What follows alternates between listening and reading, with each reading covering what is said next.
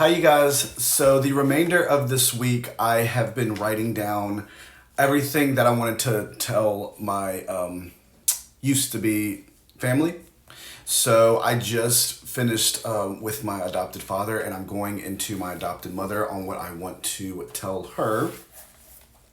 So, if you like this stuff, follow me, like the video, please share. Maybe it'll pop into their algorithm so then they can sit into what they've done.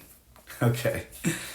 So, to my adopted mother, I'm reading off my healing journey or my healing journal, by the way. This is mine. All mine. Favorite color and everything. All right. So, to my adopted mother, remember the conversation you and I had years back? I asked you why you were still married to this man. You looked at me. You looked at me and said, "Son, he is the only man who will ever love me." After telling me that, my heart shattered for you. You were not a bad mother whatsoever. You were just lost in his world, which made you just like him, turning you into a bad mother. This man abused you also. The mental abuse, it still rewires the brain. Remember the time you were hiding fast food bags from your husband just because you didn't want to hear the harsh words that came out of his mouth? When I told you on the last day before moving out about what your husband did to me, you instantly called me a liar and threw me out. Didn't want to hear anything I had to say. So, how did you go from 23 years of helping me grow and making sure I graduated?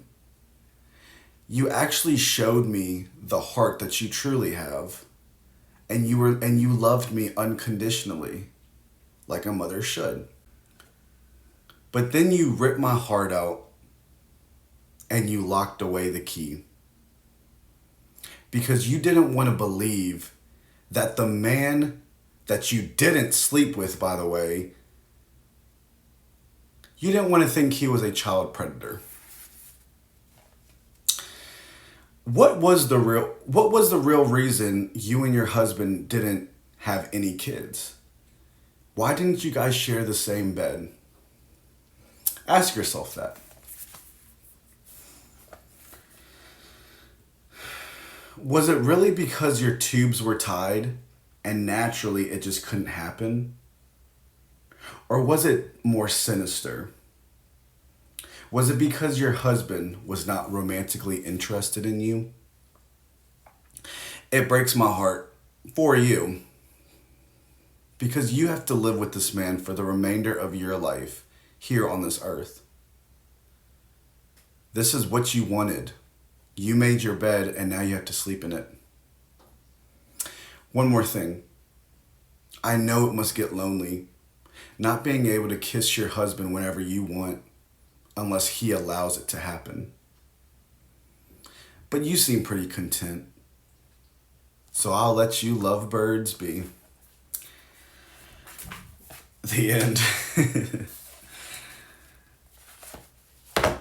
Okay, if you are not my adopted parents, you are more than welcome to stay. So, you guys, that was the message to my adopted mother. First was my adopted father, now my adopted mother. And then tomorrow's going to be my biological brother, and then my biological sisters, ending the week. Each of them hurt me differently, but like they tore holes out of my heart. So that's why I'm doing this for me. I'm doing this for me to like fill those holes back in because I have to move on with this. I know that trauma like this and all sorts of abuses will stick with you forever. Even if you try to block it out, even if you take therapy, I've done it all. I've done it all, and it has still stuck with me. So, me writing it down and sharing it here, where it will never go away, it will never disappear. It's helping me. It's helping me like get past that hump. You know what I mean? So then I can just like finally just gather my thoughts, breathe, share it with you all, and share and have it for myself. Have it for myself. So if you are on a journey like this, and whether you write in your notebook, whether you write notes in your phone, whether you talk to someone that you trust, or whether you talk to yourself, I've noticed that a lot of times I talk to myself, and it helps me. It helps me bring the peace that I want to have within myself. Because sometimes when you tell people things, if they've never experienced it themselves, it's kind of hard for them to understand, and it's not their fault. It's not their fault. So I just advise you guys, if you are going through anything like this, keep doing what you were doing. Keep journaling. Keep doing. Keep going. Keep going. Don't give up. I already know that they probably have social media. So like my face is going to eventually pop up, and they're eventually going to see me, whether it's in the next year or the year after that. I don't care anymore. I've been so silent, and I haven't really told how I felt. I need to write it down, and now I need to share it. So yes, this is like a trauma dump video. I am sorry. I know that this is still my journey. I still have to share this. So if you would like to, please follow me. It's free. It doesn't cost a thing. Share some comments. Anything. I love reading comments. Share this video. Repost. Do whatever you can to try to get my videos out there, because I would like for them to see this. I really do. I want them to know that I'm okay, because I feel like they think that I'm like a hermit, like I've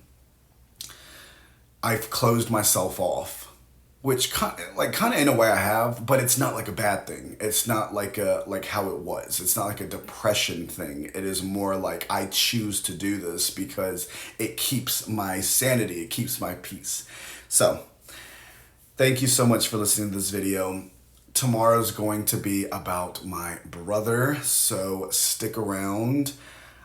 I got a lot to say about that, but yeah, adopted parents, siblings, they're different, and these are my biological siblings, so they are different, but at the same time they are very similar. So yeah. Okay. Well, that is it for this episode, this series, whatever you want to call it. And I will see you guys tomorrow. Please have a great day. The sun is shining, the birds are chirping, and the world is burning, but there is still some hope out there. And yeah, share and spread your light, whatever light that we have within ourselves still, and just spread it and share it to people. I love you guys, and I'll see you guys in the next video. Bye.